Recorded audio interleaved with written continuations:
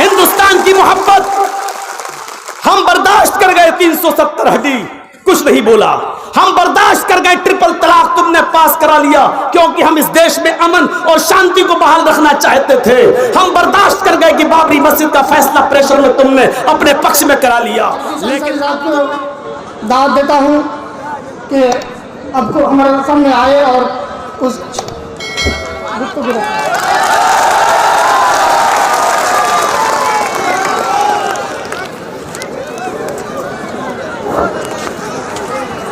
अस्सलामु अलैकुम वरहमतुल्लाहि वबरकातुहू।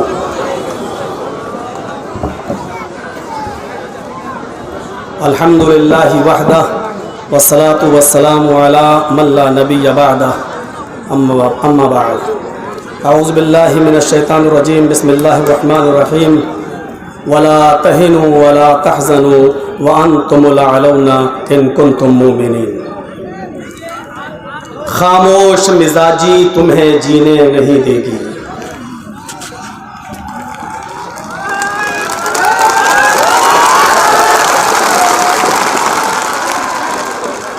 खामोश मिजाजी तुम्हें जीने नहीं देगी। इस दौर में जीना है तो कोहराम मचा दो। स्टेज पर और मंच पर बैठे हुए हमारे निहायत ही मुअज़्ज़ज़ और सम्मानित अहबाब, मित्र, दोस्त, कौम व मिल्लत के रहबरान और जिम्मेदारान और हज़ारों और लाखों की तादाद में पहुंचने वाली NRC और CAA के ख़िलाफ़ जमा होने वाले इस्लाम के और सच्चे मज़हब इस्लाम के पक्के गयूरों, बहुत सी बातें आपने सुन ली हैं और सबका मकसद यह है कि CAA के ख़िलाफ़ अपना विरोध दर्ज कराया जाए। एक बात याद रखिएगा, ये लड़ाई जो हम और आप लड़ रहे हैं और जिसके लिए यहाँ जमा हुए हैं, आप ये सोचकर मत बैठ जाइएगा कि अब ये लड़ाई बहुत जल्दी ख़त्म हो जाएगी। ये लड़ाई ख़त्म होने वाली नहीं है। अगरचे ये कहा जा रहा है कि इससे किसी मुसलमान को डरने की ज़रूरत नहीं है, किसी मुसलमान को घबराने की ज़रूरत नहीं है। 3 स्टेप देखकर इस देश के प्रधानमंत्री नरेंद्र मोदी ने हमारी बुज़दिली और हमारी सुस्ती का अंदाज़ा लगा लिया है। आपने पत्थर फेंकने वाले आदमी को देखा होगा। सड़क पर अगर एक कुत्ता या बिल्ली हो, उसको पत्थर से मारो, कुत्ता भाग जाता है। बिल्ली को पत्थर मारा, बिल्ली भाग जाती है। और यही 3 स्टेप ट्रिपल तलाक का बिल लाकर मोदी ने एक पत्थर फेंका। उसने हमें बिखरा हुआ समझा। उसने फिर दूसरा पत्थर फेंका। दूसरा पत्थर क्या था? आपको अच्छी तरीके से मालूम है। ट्रिपल तलाक के बाद एक और बिल और किसी न किसी तरीके से सुप्रीम कोर्ट के जजों को अपने अंडर में लेकर और प्रेशर बनाकर बाबरी मस्जिद का फैसला अपने हक में ले लिया। उसने दूसरा पत्थर फेंककर हमारी बुज़दिली और सुस्ती का सहारा लिया। फिर उसने एक और पत्थर फेंका, यह देखने के लिए कि मुसलमान किस हद तक पस्त हैं। कश्मीर से धारा 370 को हटाया और उस पर भी उसने हमारे सब्र का इम्तिहान लिया है। लेकिन इस मर्तबा बेचारा धोखा खा गया, क्योंकि उसने ये पत्थर किसी कुत्ते और बिल्ली पर नहीं, उसने ये पत्थर मधुमक्खी के छत्ते पर फेंका है।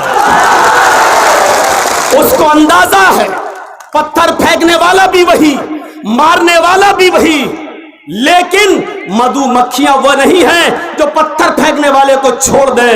ये सारी मधुमक्खियां अपने छत्ते से टूटकर मोदी जी तुम्हें ऐसा नोचेंगी, ऐसा खाएंगी कि या तो तुम्हें ये कुर्सी छोड़ना पड़ेगी या तुम्हें CAA का बिल वापस लेना पड़ेगा।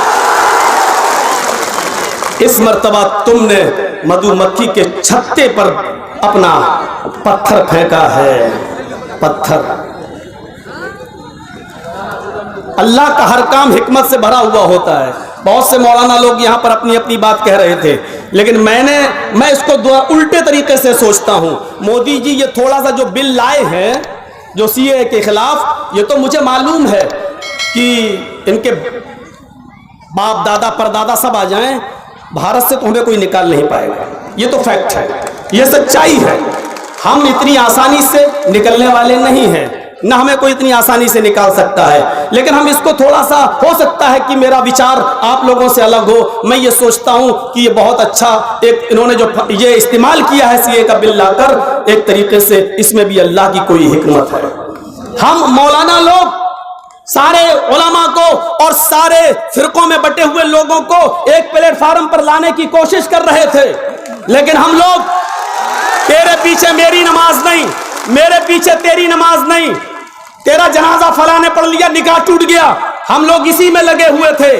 मोदी जी, ये आपका बहुत बड़ा एहसान है, हम मुसलमानों पर बहुत बड़ी कृपा है आपकी कि आपने हम तमाम मुसलमानों की यूनिटी को जगा दिया है और एक प्लेटफार्म पे कायम कर दिया है। एक प्लेटफार्म पर आप हमको ले आए हो। अब जब हम एक प्लेटफार्म पे आ ही गए हैं, तो अब हम सो रहे थे तब तक सपना देख रहे थे। अब हम सपना नहीं, अब इस सीएए को हकीकत में हटा कर दम लेंगे, इसको हटाकर हम सांस लेंगे, और उस वक्त तक हम अपने आप को चैन और नींद की सांस हम नहीं सोएंगे जब तक कि आप यह ऐलान न करें या सुप्रीम कोर्ट इस बिल पर स्टे न लगाए। हम उस वक्त तक, अब तो हमारी औरतें भी जाग चुकी हैं, हमारी महिलाएं भी जाग चुकी हैं, और जब महिलाएं किसी कौम की जाग जाएं तो याद रखना, बड़े बड़े हुकूमतों को तारे दिन में नजर आने लगते हैं। शाहीन बाग की औरतें, लखनऊ की औरतें, और योगी जी, सोशल मीडिया के जरिए मौलवी जर्जीस की आवाज तुम्हारे कानों में जा रही है। सुनो, बंगाल की पुलिस से सीखो, बंगाल के प्रशासन से सीखो किस तरीके से शांतिपूर्वक धरना किया जा सकता है, किस तरीके से प्रोटेस्ट संविधान के आइन में और दायरे में रहकर अमन और शांतिपूर्वक प्रोटेस्ट किया जा सकता है। योगी की पुलिस, बंगाल की पुलिस से सबक सीखो, सबक, महाराष्ट्र की पुलिस से सबक सीखो। यह तुम्हारे लिए सबक सीखने का मौका है, सबक सीखो। हम इटावा में भी धरना दिए, औरतों को निकाला, लेकिन इटावा की औरतों पर लाठीचार्ज किया गया। मौलवी जर्जीस किशनगंज की धरती पर कांग्रेस के नेतृत्व में तौसीफ आलम की जेरे निगरानी होने वाले उस जुलूस में भी शरीक था, लेकिन किसी का इंडिया टीवी और जी न्यूज पर और सुदर्शन चैनल पर नहीं दिखाया। सबसे ज्यादा उसने मुझे नंगा करने की कोशिश की। मीडिया वालों, मुझे तुम्हारी हकीकत मालूम है, तुम किसकी गोद में पल रहे हो ये भी मालूम है, तुम्हारी हैसियत क्या है ये भी तुम्हें मालूम है। मैं ये भी जानता हूं कि तुम पैसों के चक्कर में अपनी मां, बहन और बेटियों की इज्जत को, अस्मत को भी तार तार कर सकते हो, क्योंकि तुम्हारे ऊपर किसका हाथ है मैं अच्छी तरीके से जानता हूं। अर्थव्यवस्था और इधर उधर की बातें तुम उस पर डिबेट नहीं कर सकते हो, क्योंकि तुम्हारा चैनल बंद कर दिया जाएगा, ये तुम्हें भी मालूम है, ये तुम्हें भी मालूम है। मेरे भाइयों, एक बात और कह देना चाहता हूं आपसे, मोदी जी इंडिया गेट पे चले जाइए, और 26 जनवरी को मौका लगे आज, और मेरी आवाज यूट्यूब के जरिए और सोशल मीडिया तक पहुंच जाए, के जरिए जाए, तो इंडिया गेट पर जाते वक्त लिस्ट देख लीजिएगा। लिस्ट इंडिया गेट पर, आपको मालूम है, इस देश की आजादी के लिए, इस देश के संविधान को बचाने के लिए, इस देश को हिंदुस्तान को अंग्रेजों से आजाद कराने के लिए 95,300 लोगों ने अपनी जान का जो नजराना पेश किया था, उनके नाम इंडिया गेट पर आज भी लिखे हुए हैं। इंडिया गेट पर आज भी उन 95,300 लोगों में 61,395 सिर्फ मुसलमानों के नाम है।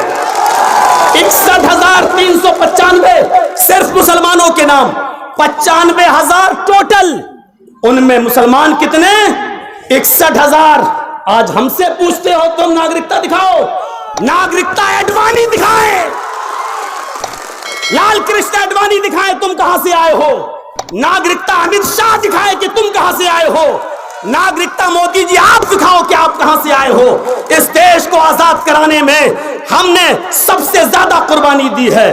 पिछले 14,480, मैंने पूरा एक नोट किया है, पिछले 14,480 लोगों ने, दलित 10,777 लोगों ने, स्वर्ण 598 लोगों ने, सिख 8,050 लोगों ने, इन सिखों ने कुर्बानी दी। मोदी जिनके संरक्षण में तुम बैठे हो, आरएसएस, जनसंघी, इनका भी नाम देख लो, 0/0। एक ने भी इस देश की आजादी में हिस्सा नहीं लिया। आज तुम तय करोगे कि भारत में किसको रहना है, भारत में किसको रहना है। तुम्हारा यह कानून मौलवी चर्चिस के पैरों की ठोकर में नहीं मानता। जाओ। और आज तुमसे एक वादा लेता हूं, मैं अपनी बात को खत्म करने जा रहा हूं, सबको बोलना है। आज तुमसे एक वादा लेता हूं, मोदी जी तुमने इस जंग को शुरू कर दिया है, तुमने इस जंग को शुरू कर दिया है, खत्म हम करेंगे। शुरू तुमने किया है, खत्म हम करेंगे। तुमने जो लड़ाई का ऐलान किया है, हमें तुम्हारा युद्ध कबूल है, हमें तुम्हारी तरफ से राइज की हुई जंग कबूल है। मुझे मालूम है कि तुम्हारे पास प्रशासन की ताकत, मुझे मालूम है हमारी बेबसी, मुझे मालूम है हमारी कमजोरी, मुझे मालूम है हमारी हीन भावता, हमें मालूम है हमारी ताकत क्या है। तुम बहुत बड़ी ताकत में हो। पुलिस तुम्हारे साथ, प्रशासन तुम्हारे साथ, आर्मी तुम्हारे साथ, फौज तुम्हारे साथ, यहां तक के सुप्रीम कोर्ट के प्रेशर में काम करने वाले जज भी तुम्हारे साथ, सब कुछ तुम्हारे साथ। हमारे साथ क्या है? इस देश का प्यार, इस देश की मोहब्बत, हिंदुस्तान का प्यार, हिंदुस्तान की मोहब्बत। हम बर्दाश्त कर गए 370 हड्डी, कुछ नहीं बोला। हम बर्दाश्त कर गए ट्रिपल तलाक, तुमने पास करा लिया क्योंकि हम इस देश में अमन और शांति को बहाल रखना चाहते थे। हम बर्दाश्त कर गए कि बाबरी मस्जिद का फैसला प्रेशर में तुमने अपने पक्ष में करा लिया। लेकिन अब तुमने हमें भारत का मानने से इनकार कर दिया है, भारत को का नागरिक कबूल करने से मना कर दिया है। इसलिए अब आखिरी बात कहता हूं मैं आपसे, मोदी जी अब हम उठ गए हैं। अब इस युद्ध में या तो पूरी तरीके से हम जीतेंगे या पूरी तरीके से हम हारेंगे। मोदी जी अब ऐलान सुन लो, हम इस बंगाल की धरती पर एक ऐलान करके जाते हैं। अब इस जंग के अंदर या तो तुम्हारी जीत होगी या हमारी जीत होगी। इस जंग में हम या तो पूरी तरीके से जीतेंगे या पूरी तरीके से हारेंगे। जीते तो वतन मुबारक, हारे तो कफन मुबारक, हारे तो कफन मुबारक।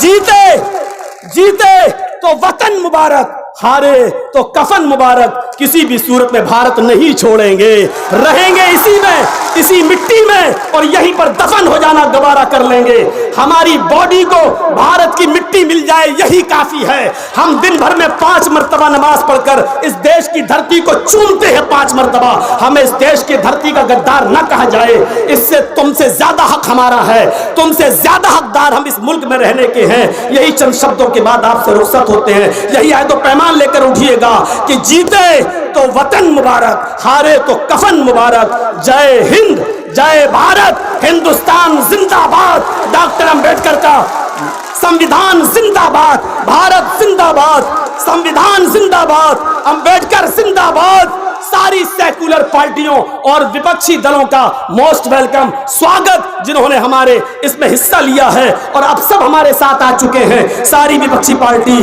गए दिन के तन्हा था मैं अंजुमन में, गए दिन के तन्हा था मैं अंजुमन में, अब यहां मेरे चाहने वाले और भी हैं। अस्सलाम वालेकुम रहमतुल्लाह।